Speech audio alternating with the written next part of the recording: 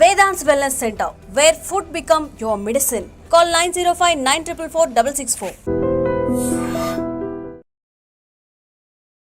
నమస్తే, welcome back to iDream media. నేను మీ ఝాన్సీ. ప్రస్తుతం మనతో గ్యాస్ట్రో సర్జన్ డాక్టర్ శ్రీమన్నారాయణ గారు ఉన్నారు ఫ్రమ్ మెడికవర్ హాస్పిటల్ నుంచి. ఫర్టింగ్ ఈ వర్డ్ మనం రెగ్యులర్గా వింటూనే ఉన్నాము. అంటే తెలుగులో గ్యాస్ ఫామ్ అవ్వడం, నలుగురిలో ఉన్నప్పుడు ఫర్ట్ చేసినప్పుడు స్మెల్ వస్తుందని కానివ్వండి, ఫుడ్ డైజెషన్ అవ్వనప్పుడు కానీ, మోషన్ ఫ్రీగా అవ్వనప్పుడు, అందరిలో కూర్చున్నప్పుడు నలుగురిలో కూర్చున్నప్పుడు ఫర్ట్ చేస్తే అందరు నవ్వుతారు, అలానే ఆపుకోవడం, ఇంకా గ్యాస్ట్రిక్ సమస్యలను పెంచుకోవడం, ఇలాంటివన్నీ జరుగుతాయి. అసలు ఒక గట్ హెల్త్ అని కూడా ఇప్పుడు అంటున్నారు. కాబట్టి మనం ఎలాంటి ఫుడ్ తీసుకోవాలి, ఎలాంటి ఫుడ్ తీసుకున్నప్పుడు ఈ ఫర్టింగ్ సమస్యలు అనేవి వస్తాయి, ఈరోజు డిస్కస్ చేద్దాము. నమస్తే సార్. సార్, జనరల్గా ఒక క్వశ్చన్ తీసుకోవడానికి కూడా అంటే ఇబ్బందిగా ఫీల్ అవుతూ ఉంటాము, తెలుగులో కానీ ఇంగ్లీష్లో కానీ. మరి నలుగురిలో ఉన్నప్పుడు ఇట్లా బాంబులు వేస్తున్నారు అంటారు, కొంతమంది సౌండ్తో చేస్తుంటారు, కొంతమంది సైలెంట్గా పబ్లిక్లో ఉన్నప్పుడు బాధపడుతూ ఉంటారు. ప్రధాన కారణం ఏంటి ఈ గ్యాస్ట్రిక్ ఫామ్ అవ్వడానికి, ఇలా బ్యాడ్ స్మెల్తో ఇట్లా ఫర్ట్ చేయడానికి? యాక్చువల్లీ అండి, మన హ్యూమన్ బీయింగ్స్లో ఉన్న మెయిన్ ప్రాబ్లం ఏంటంటే మనం జనరల్గా చేయాల్సిన దాన్ని కూడా అబ్నార్మల్గా ఫీల్ అవుతాం అనమాట. లైక్ నేను చిన్నప్పుడు ఎలా ఉంటుందంటే, పీరియడ్స్ వచ్చింది అనుకోండి, లేడీస్ అందరూ బయట వేరే చోట హౌస్ నుంచి బయటకు వెళ్ళి పడుకోవడము, దేవుడి గదికి రాకపోవడము, అది జనరల్ ప్రాసెస్. యాక్చువల్గా యూరిన్కి ఎలా వెళ్తాము, మోషన్కి ఎలా వెళ్తాము అనేది, స్వెట్టింగ్కి ఎలా వెళ్తాము, సేమ్ అంతే. పీరియడ్స్ కూడా వెళ్ళటం అనేది కామన్. అట్లాగే ఈ ఫార్టింగ్ ఏంటి అంటే, మీరు సర్జరీ అయిపోయిన తర్వాత, సపోజ్ నేను గ్యాస్ట్రో సర్జన్, సర్జరీ అయిపోయిన తర్వాత నేను పేషెంట్ని అడిగే ఫస్ట్ క్వశ్చనే, బాబు కింద నుంచి గ్యాస్ పోతుందా అంటే. అంత ఇంపార్టెంట్ యాక్చువల్గా. కానీ అదే గ్యాస్ మనం అందరూ పబ్లిక్లో ఉన్నప్పుడు అయితే కింద నుంచి పాస్ చేస్తే, మనం పాస్ చేయడానికి ఇబ్బంది పడతాము, మనం ఏదో పెద్ద తప్పు చేసేసినట్టు ఆ ఎదుటిన్న అతను కూడా నవ్వటం మొదలు పెడతారు. ప్రాబ్లం ఏంటంటే, ఎదుటిన్నాడు నవ్వటం మొదలుపెట్టినప్పుడే మనం షైగా ఫీల్ అవుతాం. యాక్చువల్గా that is the general process. మీరు మీరు ముక్కులోంచి గాలి తీసుకుంటున్నారు కదా, ఎక్కడికి పోవాలి? అది కింద నుంచే రావాలి కదా, ఎక్కడికి పోతుంది అది? సేమ్ అదే కాన్సెప్ట్ కదా. సో అంత కామన్ దాన్ని మనం చాలా అబ్నార్మల్గా చేసి, ప్రాబ్లం ఎక్కడ వస్తుంది అంటే, సపోజ్ ఆయన కంప్లీట్గా గ్యాస్ పాస్ చేయలేదు అనుకోండి, ఆ గ్యాస్ మొత్తం లోపల అక్యుములేట్ అయిపోతుంది. అక్యుములేట్ అయిపోయి పెథలాజికల్ బ్యాక్టీరియాస్ రైజ్ అవుతాయి. దాన్నే పాష్ వర్డ్ ఈజ్ గట్ హెల్త్ అనమాట. సో గట్ హెల్త్ ఏంటంటే, సపోజ్ మనం హై ప్రోటీన్ తీసుకుంటున్నాం, high protein high fatty meals తీసుకుంటున్నాం అనుకోండి, అది కంప్లీట్గా మనకి డైజెషన్ అవ్వకుండా మోషన్లోనే వచ్చేస్తుంది అనమాట. సో మోషన్ని మనం ఎక్కువసేపు హోల్డ్ చేస్తే ఏమవుతుందంటే, మనకు లోపల బ్యాక్టీరియాస్ ఉంటాయి. పాలు పెరిగవడానికి కావాల్సిన బ్యాక్టీరియా ఎంత గుడ్ బ్యాక్టీరియా ఉంటుందో, సేమ్ మన బాడీలో కూడా బ్యాక్టీరియా ఉంటుంది. ఆ బ్యాక్టీరియాని మనం డైజెషన్ చేయాలి. సపోజ్ మీరు ఎక్కువసేపు ఆ ఫ్యాటీ మీల్ని, ప్రోటీన్ మీల్ని బాడీలో ఎక్కువసేపు ఉంచుకున్నాం అనుకోండి, అది డైజెషన్ అయ్యి బ్యాడ్ స్మెల్ని క్రియేట్ చేస్తుంది. సో జనరల్ ఫార్టింగ్ అనేది, జనరల్ గ్యాస్ పాస్ చేయడం అనేది స్మెల్ ఉండదు ఎప్పుడు. ఎక్కువగా ఇట్లా ఇబ్బంది అయ్యి మనం పాస్ చేయడం కష్టమయ్యి, లేకపోతే బాత్రూమ్స్కి వెళ్లకుండా నెగ్లెక్ట్ చేసి, వర్క్ హడావుల్లో చాలా మంది మార్నింగ్ వెళ్లకుండా, సరే నైట్ టైం హ్యాపీగా రిలాక్స్ అయినప్పుడు వెళ్దాంలే అనుకొని నెగ్లెక్ట్ చేసిన వాళ్ళకి ఏంటంటే ఎక్కువ స్మెల్ వస్తుంది అనమాట. So but both are same. అదేమి డిసీజ్ కాదు, అదేమి తప్పేం లేదు. ఇంకొకటి ఏంటంటే, మనం జనరల్గా మంచిగా గ్యాస్ పాస్ చేస్తేనే మనకి గట్ హెల్త్ బాగుంటుంది యాక్చువల్లీ. దానికోసం మనం కొత్తగా ఏం ట్రై చేయాల్సిన అవసరం లేదు. ఇంకొకటి ఏంటంటే, మనము మోషన్ పాస్ చేయాలని ట్రై చేయొచ్చు, కానీ బై మనం ఓన్ ప్రకారము మన గ్యాస్ని మనం ఓన్గా పాస్ చేయలేము. గ్యాస్ అనేది పైనుంచి మొత్తం క్లీన్ చేసుకుంటే దానికి ఆటోమేటిక్గా పాస్ అవ్వాలి తప్ప, మనం సపరేట్గా వెళ్ళి బాత్రూంలో కూర్చున్నంత మాత్రం గ్యాస్ పాస్ అవ్వదు. అంటే అంత ఇంపార్టెంట్. గుడ్ ఫుడ్ తీసుకుంటేనే ఇట్లా గ్యాస్ పాస్ చేయడం ఇలాంటివి అవుతాయి. ఎక్కువగా హై వెజిటేబుల్స్ తీసుకున్నప్పుడు, ఫైబర్ ఫుడ్ ఎక్కువ తీసుకుంటున్నప్పుడు గట్ హెల్త్ చాలా బాగుంటుంది. అది బాగున్నప్పుడు ఏంటంటే, మనకి గ్యాస్ చాలా ఫ్రీగా పాస్ అవుతుంది. సపోజ్ గ్యాస్ మనకి ఫ్రీగా పాస్ అవ్వలేదు, స్మెల్ వస్తుందంటే అర్థం ఏంటంటే, మనం బ్యాడ్ ఫుడ్ తీసుకుంటున్నాం. బ్యాడ్ ఫుడ్ అంటే like fatty food, high fatty food, ఎక్కువ ఆయిల్ యూస్ చేయడము, ఎక్కువ ప్రోటీన్స్ తీసుకోవడం వల్ల మనకు ఫార్టింగ్ స్మెల్ వస్తుంది. But passing of gas is very important. అందరిలో కామన్ గా ఉండాలి అంటారా ఈ ఫార్టింగ్ అనేది? ఫార్టింగ్ అనేది కాదండి, మనకి యాక్చువల్గా ఏంటంటే రోజుకి ఒకసారి మోషన్ పాస్ చేయాలి కదా. ఇప్పుడు మన పెద్దవాళ్ళని ఎవరైనా అడిగామనుకోండి, ఏంటి కొంచెం ఇబ్బందిగా ఉన్నా అంటే, ఈరోజు మోషన్కి వెళ్ళలేదు బాబు అందుకే ఇబ్బంది ఉన్నది. మోషన్ మనకి యంగ్ పీపుల్ మనం ఒక రోజైనా పాస్ చేయకపోతేనే మనం చాలా అన్ఈజీగా ఉంటుంది. మీరు ఎంత ఫుడ్ తినండి, ఎంత పెద్ద కంపెనీస్లో ఉండండి, అయినా సరే మీకు మార్నింగ్ వెళ్ళలేదు అనుకోండి, యూ ఫీల్ లైక్ అసలు మీరు ఇబ్బంది ఉన్నట్టు అనమాట. అంటే మీరు ఉన్నట్టే ఫీలింగ్ రాదు, ఆకలి వేయదు. మోషనే అంత ఫీలింగ్ ఉంటే గ్యాస్ పాస్ చేయడం అనేది ఇంకా very important actually. So gas కింద నుంచి పాస్ చేయడం అనేది చాలా ఇంపార్టెంట్, దాన్ని అవాయిడ్ చేయాల్సిన అవసరం లేదు. ఇంకోటి ఏంటంటే మనం ఎవరి కోసమో మన యూరిన్ పాస్ చేయడం ఆపేసిన, గ్యాస్ పాస్ చేయడం ఆపేసిన, ఇట్ విల్ బ్లాక్ అయినప్పుడు మన పేగంతా ఉబ్బిపోతుంది లోపల. సో నెక్స్ట్ ఏంటంటే మూమెంట్ అనేది పైనుంచి కిందకు ఉండాలి. మీరు గ్యాస్ కింద నుంచి వస్తుంది, మీరు ఆపేశారు, గ్యాస్ కింద నుంచి పైకి తంతుంది. So movement will be become abnormal అయిపోతుంది అనమాట. సో అది గ్యాస్ట్రిక్ సమస్యలు వస్తాయి దాని వల్ల కూడా. ఫ్యూచర్లో ఏమవుతుంది అంటే మన పెద్ద పేగ అంతా ఉబ్బిపోతూ ఉంటుంది అనమాట గ్యాస్తో, దాని మూమెంట్స్ ఆగిపోతాయి అనమాట. సో గ్యాస్ పాస్ చేయడం అనేది వెరీ నార్మల్, అది పాస్ చేయాలి కూడా యాక్చువల్లీ.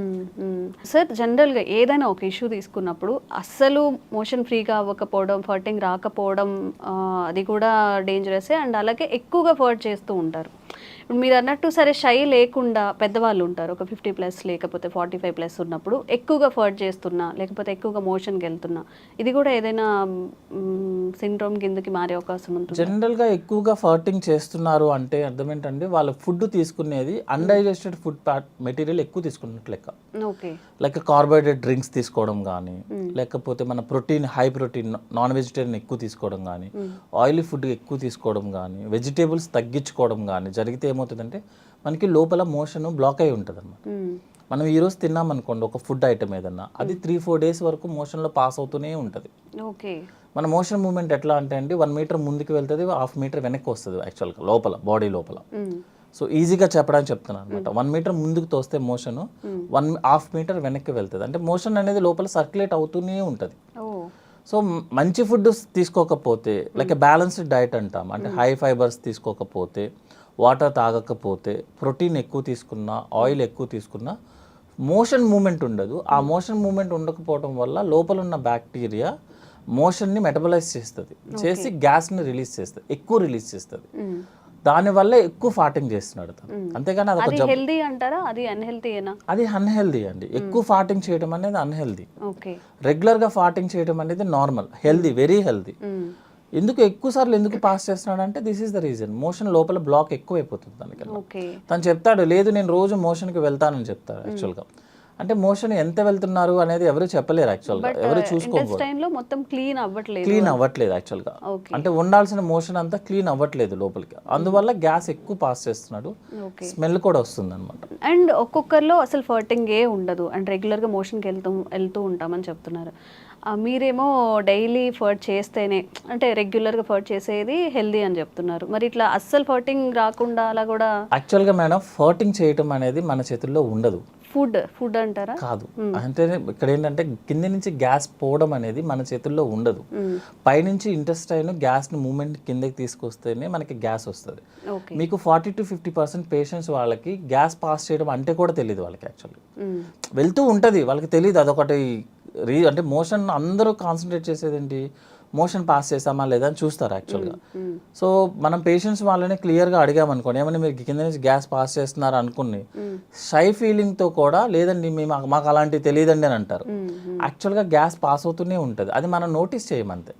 ఎప్పుడు నోటీస్ చేస్తామంటే స్మెల్ వచ్చినప్పుడు, సౌండ్ వచ్చినప్పుడు యాక్చువల్గా మనం నోటీస్ చేసేది.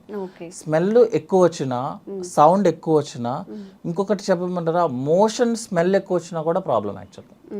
జనరల్గా చూసుకుంటే 70-80% వాళ్ళకి మోషన్ అంత స్మెల్ రాదు. కొంతమందికి మరీ చాలా ఎక్కువ స్మెల్ వస్తుంది. అర్థం ఏంటంటే లోపల మోషన్ స్టక్ అవుతుంది, అంటే రెగ్యులర్గా పాస్ అవ్వాల్సిన మోషన్ పాస్ అవ్వట్లేదు అని అర్థం. 2-3 days అలా ఉండిపోవడం వల్ల ఎక్కువ స్మెల్ వస్తుంది అనమాట. సో గ్యాస్ పాస్ చేయడం అనేది హెల్దీ, కానీ ఎక్కువ ఫార్ట్ చేయడం అనేది, ఎక్కువ స్మెల్ రావడం అనేది అన్హెల్దీ. అంటే మోషన్ బ్లాక్ అవుతుంది, అంతకుమించి వేరే ప్రాబ్లం ఏం కాదు. ఓకే. అండ్ యావరేజ్గా పర్ డేకి ఎన్నిసార్లు మోషన్కి వెళ్తే మంచిది? కొంతమంది పదే తిన్న వెంటనే ఇమీడియట్గా టిఫిన్ చేసినా, అసలు ఏమైనా తిన్నా కానీ వెంటనే మోషన్కి వెళ్ళిపోతూ ఉంటారు. ఇది కరెక్టే అంటారు? ఇది మంచిదేనా? అసలు పర్ డేకి ఎన్నిసార్లు మోషన్ అయితే మంచిది అంటారు? జనరల్గా అండి మా దాంట్లో ఫార్ములా టైప్లో ఉంటాయి అనమాట. యాక్చువల్ డెఫినేషన్ ఆఫ్ కాన్స్టిపేషన్ అన్న వర్డ్ యూజ్ చేస్తే రోజుకి ఒకసారి లేకపోతే మినిమం 2 daysకి ఒకసారి, దట్ ఈస్ నార్మల్. ఓకే. అంటే వారంలో 3 టైమ్స్ మోషన్ పాస్ చేయడం అనేది నార్మల్. ఒక్కసారి అలా కాకుండా కొంతమంది పేషెంట్స్ ఏంటంటే మోర్ దాన్ 2 డేస్ కనుక టైం తీసుకున్నా, లేకపోతే మోషన్ పాస్ చేయడానికి మోర్ దాన్ 5 మినిట్స్ టైం తీసుకున్నా, దట్ ఈస్ కాన్స్టిపేషన్. అంతే తప్పించి రోజు వెళ్ళాల్సిన అవసరం లేదు. ఎవ్రీ ఆల్టర్నేట్ డే వెళ్ళినా దట్ ఈస్ నార్మల్గా మనం రెగ్యులర్గా చూసుకునే లెక్క అయితే. అట్లా కాకుండా ఎక్కువ సార్లు వెళ్తున్నాడు ఒక పేషెంట్, అతన్ని మనం హిస్టరీ అడగడం ఇంపార్టెంట్ అనమాట యాక్చువల్లీ. అంటే కొంతమందికి హ్యాబిట్ ఉంటుంది, జస్ట్ వెళ్ళి కూర్చుంటారు, ఏమి ఉండదు అనమాట. పర్సనల్ వర్క్ కోసమో ఫోన్ మాట్లాడుకోవడానికో వెళ్ళేసి కూర్చుంటారు, ఏం చేయరు అన్నట్టు. కొంతమంది డిసీజ్ ప్రాబ్లమ్ ఉన్న వాళ్ళు ఏంటంటే ఐబిఎస్ అంటాము, ఇరిటబుల్ బవల్ సిండ్రోమ్. వాళ్ళు ఏం చేస్తారంటే అన్నం ప్లేట్ తినంగానే ప్లేట్ అక్కడ పడేసి పరిగెత్తుతారు.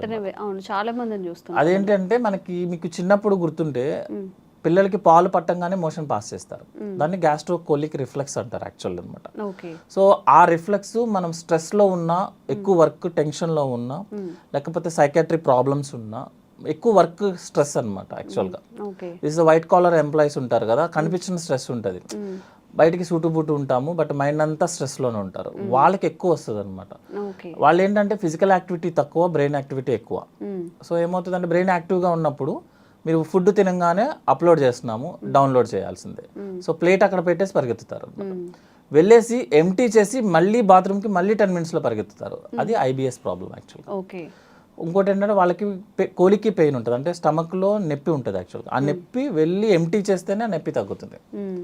అదేంటంటే it's a mental problem type madam, physical activity లేకపోవడం వల్ల జరిగే ప్రాబ్లం ఇదంతా అనమాట. దాన్ని ఐబిఎస్ అంటాము. యాక్చువల్గా జనరల్గా ఐబిఎస్కి ఏం ట్రీట్మెంట్ అంటే రీజన్ ఏంటి, స్ట్రెస్. అది తగ్గించుకుంటే ఆటోమేటిక్గా ఐబిఎస్ తగ్గుతుంది.